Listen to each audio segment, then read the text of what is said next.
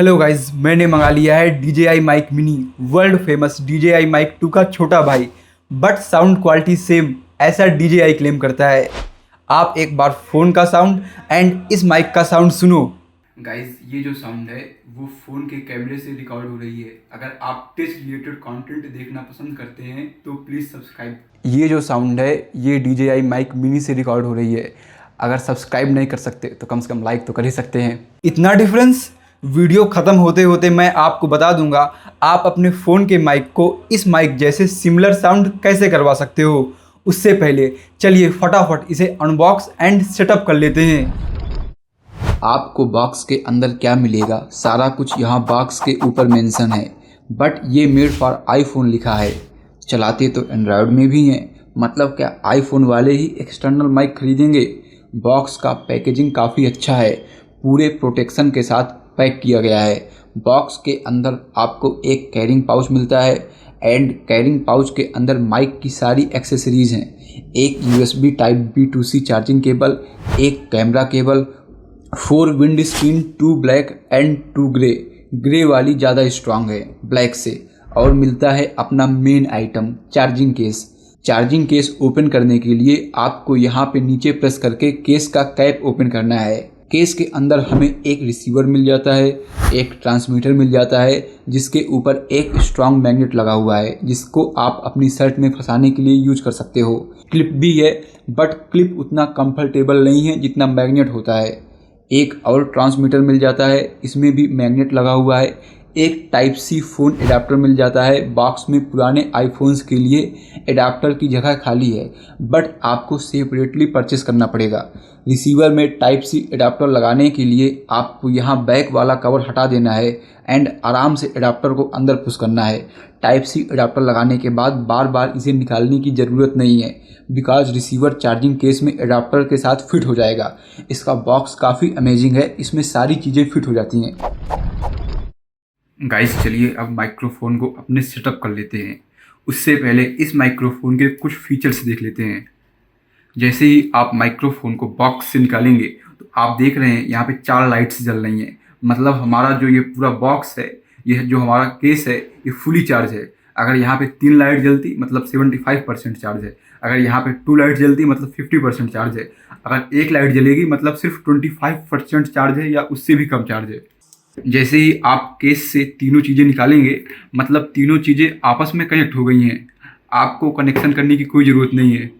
दोनों ट्रांसमीटर्स को थोड़ा दूर दूर रखना है, बिकॉज ये जो मैग्नेट्स लगे हुए हैं ये बहुत ज़्यादा पावरफुल हैं एंड एक दूसरे के साथ कनेक्ट हो जाते हैं। आपको दिख रहा होगा यहाँ पे 2 लाइट्स जल रही हैं, मतलब दोनों ट्रांसमीटर इस रिसीवर से कनेक्ट हैं। अगर सिर्फ यहाँ पे 1 लाइट जलती मतलब सिर्फ एक रिसीवर कनेक्ट है। यहाँ पे कनेक्शन बटन दी गई है, आप इसकी हेल्प से रिसीवर को कनेक्ट कर सकते हो। अभी तो कनेक्ट है, अगर ये कनेक्ट ना हो तो इस कनेक्शन बटन को प्रेस करके आप रिसीवर्स को कनेक्ट कर सकते हो। यहाँ पे एक पावर बटन भी दी गई है, आप पावर बटन प्रेस करके रिसीवर को टर्न ऑफ कर सकते हो, जैसा मैं अभी आपको करके दिखा रहा हूँ। आप थोड़ी देर पावर बटन प्रेस किए रहेंगे तो रिसीवर ऑटोमेटिक टर्न ऑफ हो जाएगा। आप देख रहे हैं रिसीवर टर्न ऑफ हो गया। गाइज, अगर आपको नॉइस कैंसिलेशन ऑन करना है तो यहाँ पे एक पावर बटन दी गई है, आप इसको एक बार प्रेस करोगे तो नॉइस कैंसिलेशन ऑन हो जाएगा। जैसे ही मैंने इसे प्रेस किया तो यहाँ पे एक इंडिकेटिंग लाइट जल गई। अगर नॉइस कैंसिलेशन इनेबल हो गया मतलब यहाँ पे एक येलो लाइट जल जाएगी, तो आपको पता चल जाएगा कि नॉइस कैंसिलेशन इनेबल हो चुका है। जैसे मैं इसको एक बार फिर से प्रेस करूँगा तो डिसेबल हो जाएगा। मैंने फिर से प्रेस किया तो डिसेबल हो गया एंड यहाँ पे ये लाइट बंद हो गई। अब चलते हैं, इसको कनेक्ट करते हैं एंड इसका सेटअप करते हैं। आपको प्ले स्टोर या ऐप स्टोर से DJI मेमो ऐप डाउनलोड कर लेना है। जैसे ही ये फ़ोन से कनेक्ट होगा तो लाइट ब्लिंक हो जाएगी। ये फ़ोन से कनेक्टेड है एंड ये लाइट अब ब्लिंक नहीं हो रही है, अभी तक ब्लिंक हो रही थी। आपको DJI मेमो ऐप खोलना है। अगर आपको सेटिंग का ऑप्शन नहीं दिख रहा तो आपको बैक आना है, यहाँ प्रोफाइल में जाना है and wireless mic go to setting में जाना है। यहाँ से आपके सारे ऑप्शंस ऑन हो जाएंगे। ध्यान रखिएगा कि आपकी तीनों चीज़ें आपस में कनेक्टेड हों, कोई केस के अंदर ना हो। अगर तीनों आपस में कनेक्टेड होंगी तो ये सारा जो ऐप है ऑटोमेटिक डिटेक्ट कर लेगा। आप थोड़ा नीचे आएंगे तो आपको नॉइस कैंसिलेशन का भी फीचर मिलेगा। यहाँ से आप इसे बेसिक या स्ट्रांग में सेट कर सकते हो। देखिए, अभी सिर्फ मेरा लेफ्ट प्लस राइट दोनों साथ में मर्ज होकर रिकॉर्ड हो रहे हैं। अगर मैं यहाँ से रिसीवर बटन को 2 बार प्रेस करूँगा तो ये मोनो से स्टूडियो चला जाएगा, 1 2। अब देख रहे हैं आप दोनों लेफ्ट एंड राइट अलग अलग रिकॉर्ड हो रहे हैं। अगर मैं इसमें बोलूँगा तो ये ज़्यादा रिकॉर्ड होगा, एंड अगर इसमें बोलूँगा ये ज़्यादा रिकॉर्ड होगा। आप ऐप से ही ऑडियो चैनल सिलेक्ट कर सकते हो, आपको मोनो में रिकॉर्ड करना है या स्टूडियो में रिकॉर्ड करना है। अगर आप मोनो में रिकॉर्ड करते हो तो आपके पास एक और फीचर अनलॉक हो जाएगा। जैसे मैं स्टूडियो में करता हूँ तो ये अभी ऑफ है, एंड अगर इसे मोनो में कर देता हूँ तो ये अनलॉक हो जाएगा। मतलब आपके पास सेफ्टी ट्रैक का फीचर अनलॉक हो जाएगा। एंड सेफ्टी ट्रैक में ये होता है कि आपका एक तो नॉर्मल रिकॉर्डिंग होगा एक ट्रैक में, एंड दूसरे ट्रैक में वही रिकॉर्डिंग -6 dB में होगा। तो अगर ऑडियो में कोई क्लिपिंग आती है, कोई डिस्टॉर्शन आता है, तो आप उसे पोस्ट प्रोडक्शन में ठीक कर सकते हो। मैं इसको ऑफ ही रखता हूँ बिकॉज इस माइक में क्लिपिंग कंट्रोल के लिए बहुत अच्छा फीचर आगे दिया हुआ है, मैं उसको यूज़ करता हूँ। दूसरा है हमारा लो कट फीचर, इसको भी मैं ऑफ ही रखता हूँ। लो कट फीचर में जो हमारा माइक्रोफोन है वो 100 हर्ट्ज से नीचे वाली जितनी भी फ्रिक्वेंसीज हैं उनको डिसेबल कर देता है, एंड इस काम को हम पोस्ट में एक क्लिक में कर सकते हैं। इसलिए मैं इसे डिसेबल ही रखता हूँ बिकॉज ये पोस्ट के लिए ज़्यादा सही रहेगा। ऑटो ऑफ में अगर आपका माइक्रोफोन कनेक्टेड नहीं है तो 15 मिनट में माइक्रोफोन ऑटोमेटिक बंद हो जाएगा। इससे माइक्रोफोन की बैटरी बढ़ेगी, रिसीवर की बैटरी बढ़ेगी। Auto on off with camera, ये फीचर बहुत ही अच्छा है अगर आपके पास कैमरा है, एंड अगर आप कैमरा ऑन करते हो तो माइक्रोफोन भी ऑन हो जाएगा, एंड अगर कैमरा ऑफ करते हो तो माइक्रोफोन भी ऑफ हो जाएगा।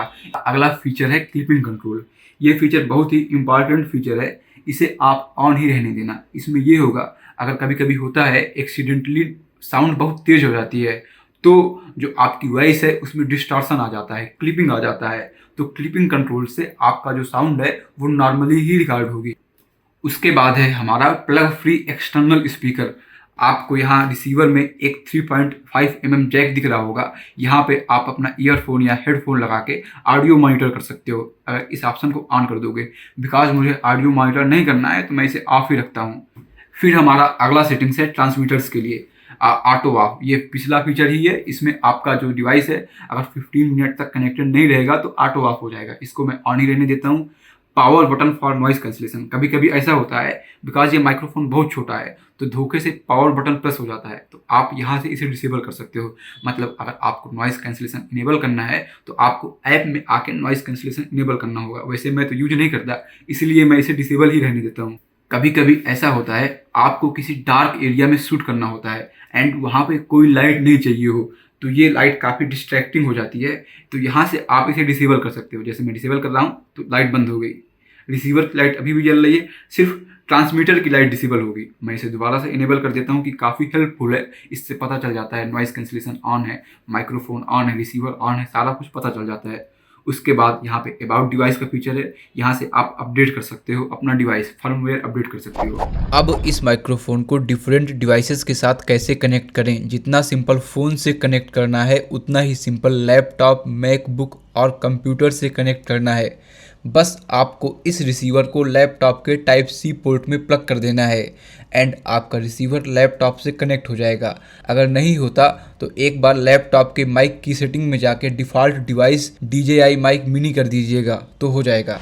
अगर इस माइक्रोफोन को ब्लूटूथ के थ्रू किसी भी डिवाइस से कनेक्ट करना है तो आपको ट्रांसमीटर के रिसीवर बटन को 2 सेकंड के लिए प्रेस करके रखना है एंड जब ट्रांसमीटर की line blue and green blink होने लगे तो मतलब ट्रांसमीटर ब्लूटूथ पेयरिंग के लिए रेडी हो गया है। आपको सिंपली फ़ोन की ब्लूटूथ सेटिंग में जाना है एंड DJI माइक ढूंढ के पेयर कर लेना है। ट्रांसमीटर के लिए तो प्रोसेस आसान है, बट अगर आपको रिसीवर को ब्लूटूथ के थ्रू कनेक्ट करना है तो DJI की तरफ से जो मैनुअल आती है उसमें जो प्रोसेस दी हुई है वो अनक्लियर है। अगर कभी आईफोन यूजर्स को फर्मवेयर अपडेट करना है तो रिसीवर को ब्लूटूथ के थ्रू कनेक्ट करने की ज़रूरत पड़ती है। एंड्रॉयड में कोई ज़रूरत नहीं है। ब्लूटूथ से कनेक्ट करने के लिए आपको रिसीवर बटन को नहीं, पावर बटन को 6 सेकंड के लिए प्रेस करके रखना है। जैसे ही लाइट ब्लू हो जाए आप फ़ोन का ब्लूटूथ ऑन रखिएगा। DJI memo app automatically receiver को ब्लूटूथ के थ्रू डिटेक्ट कर लेगा। गाइस मैं सजेस्ट करूंगा ब्लूटूथ के थ्रू माइक्रोफोन मत ही कनेक्ट कीजिएगा, बिकॉज साउंड क्वालिटी टेरिबल मिलेगी एंड साथ में सिंकिंग प्रॉब्लम भी होगी और आपको थर्ड पार्टी ऐप्स यूज करना पड़ेगा रिकॉर्डिंग के लिए। डिफ़ॉल्ट कैमरा ऐप वर्क नहीं करेगा और साथ में नॉइज़ कैंसिलेशन ऑटोमेटिकली स्ट्रॉन्ग में सेट हो जाएगा एंड ऑडियो लिमिटर भी ऑन हो जाएगा। इसीलिए कोशिश कीजिएगा कि ब्लूटूथ से ऑडियो ना ही रिकॉर्ड करें तो अच्छा है। गाइस सारी किताबी बातें हम लोगों ने कर ली, चलिए अब इसका रियल वर्ल्ड टेस्टिंग करते हैं। आप माइक को अपने मुंह के पास जितना लाएंगे उतना बेटर रिकॉर्डिंग होगी। ज़्यादा मुंह के पास नहीं लाना, बिकॉज अगर ज़्यादा मुंह के पास लाएंगे तो ये वाली साउंड रिकॉर्ड हो जाएगी। मैं तो क्लिप करके ही यूज़ करता हूँ बिकॉज ज़्यादा कंफर्टेबल रहता है एंड इसका मैग्नेट भी काफ़ी स्ट्रॉन्ग है, छूटेगा नहीं। पहले मुझे डर लग रहा था अगर ये वाला माइक खरीदूंगा मैं तो इसमें क्लिप का भी ऑप्शन है, आप इसे क्लिप भी कर सकते हो, बट मैं मैग्नेट के साथ यूज़ करता हूँ, ज़्यादा कंफर्टेबल रहता है। इससे साउंड काफ़ी नेचुरल एंड अमेजिंग रिकॉर्ड होती है, जैसे आपके पास कोई खड़ा होकर आपकी बातें सुन रहा हो एंड अच्छे माइक्स की यही पहचान होती है। अब चलिए इसका नॉइज़ कैंसिलेशन टेस्ट कर लेते हैं। अगर आप कोई प्रोफेशनल वर्क कर रहे हो तो इसका नॉइज़ कैंसिलेशन माइक, किसी भी माइक का नॉइज़ कैंसिलेशन मत यूज कीजिएगा, बिकॉज साउंड जितना लेस प्रोसेस्ड एंड नेचुरल होगी उतना आपके पास फ्रीडम होगी पोस्ट में उसे ट्विक करने की। बट अगर आप कोई क्विक टू गो काम कर रहे हो, कोई मीटिंग अटेंड कर रहे हो तो आप इसका नॉइज़ कैंसिलेशन यूज़ कर सकते हो। इसका नॉइज़ कैंसिलेशन कैसे रहेगा अभी देख लेते हैं। अभी जो आप साउंड सुन रहे हो वो नॉइज़ कैंसिलेशन इनेबल नहीं है। मैं थोड़ी देर के लिए शांत हो जाता हूँ ताकि आपको पता चल जाए कितना नॉइज़ रिकॉर्ड हो रही है।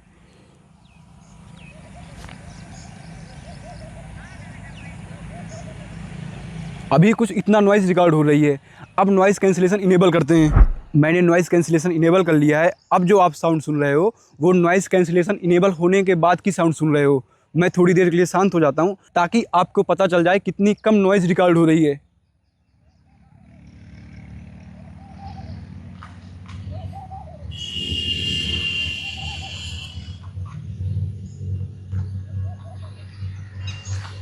गाइस कुछ ऐसी साउंड मिलेगी आपको जब इसका आप नॉइज़ कैंसिलेशन इनेबल कर लोगे। चलिए अब इसका डिस्टेंस टेस्ट कर लेते हैं। DJI क्लेम करता है 300 मीटर से आप इसमें रिकॉर्डिंग कर सकते हो, बट बीच में कोई ऑब्स्टेकल नहीं आना चाहिए एंड इस बात को जितने भी यूट्यूबर्स हैं जिन्होंने इसे टेस्ट किया है सब ने कन्फर्म किया है। अगर आप 100 to 150 मीटर के बाद जाओगे तो आप खुद ऑब्स्टेकल बन जाओगे। जैसे अभी साउंड रिकॉर्ड हो रही है तो माइक मेरे यहाँ पे लगा है, बट अगर आप 100 मीटर के बाद जाओगे एंड आप सामने जा रहे हो तो मतलब आप ऑब्स्टेकल बन जाओगे, आप ही एक वॉल बन जाओगे। तो इसका एक सिंपल फिक्स है, आप जो ये माइक है इसको यहाँ पे फंसा लीजिएगा तो इससे आप इसका पूरा 300 मीटर से रिकॉर्डिंग कर सकते हो। कंक्लूज़न, ये माइक बहुत अच्छा है एंड काफ़ी हैंडी भी। बहुत छोटा है, अभी मुझे आना था तो मेरी जेब में फिट हो गया, नहीं अगर कोई दूसरा बड़ा माइक होता तो मेरी जेब में फिट नहीं होता। काफ़ी छोटा है एंड साउंड क्वालिटी बहुत अमेजिंग है, बहुत अच्छी साउंड क्वालिटी है। सस्ता भी नहीं है, बट अगर आपको और अच्छा माइक चाहिए तो जो इसका अपर वर्जन आता है या फिर और जो माइक आते हैं उनको कंसीडर कर सकते हो। इसमें एक प्रॉब्लम है, इसमें इंटरनल फ्लोट रिकॉर्डिंग नहीं है। अगर माइक के अंदर इंटरनल फ्लोट रिकॉर्डिंग होती है तो आपके पास एक बैकअप ऑप्शन रहता है, बट मुझे बैकअप ऑप्शन की कोई ज़रूरत नहीं है बिकॉज मुझे बहुत दूर से रिकॉर्ड नहीं करना है एंड साउंड में उतना कोई डिस्टॉर्शन नहीं होता, तो इसलिए मैं इस माइक को कंसीडर कर रहा हूँ। अगर आपका भी कोई उतना ज़्यादा एडवांस वर्क ना हो तो आप इस माइक को परचेस कर सकते हो, बिकॉज जो इसका अपर वर्जन है DJI Mic 2 और इसमें साउंड क्वालिटी में कोई डिफरेंस नहीं है। गाइज मैंने आपसे स्टार्टिंग में बोला था आप इस माइक को फ़ोन के माइक के सिमिलर कैसे साउंड करवा सकते हो। एग्जैक्ट साउंड तो नहीं होगा, बट आप इस ट्रिक से काफ़ी हद तक सिमिलर साउंड करवा सकते हो। आपको कहीं से थोड़ी देर के लिए एक फ़ोन जुगाड़ कर लेना है एंड जो आपका मेन डिवाइस है उससे रिकॉर्डिंग करना है, वीडियो रिकॉर्डिंग करना है एंड जो आपके पास सेकेंडरी फ़ोन है उससे ऑडियो रिकॉर्डिंग करना है। अगर आप ये नहीं कर सकते तो आप एक सस्ता माइक खरीद लीजिएगा।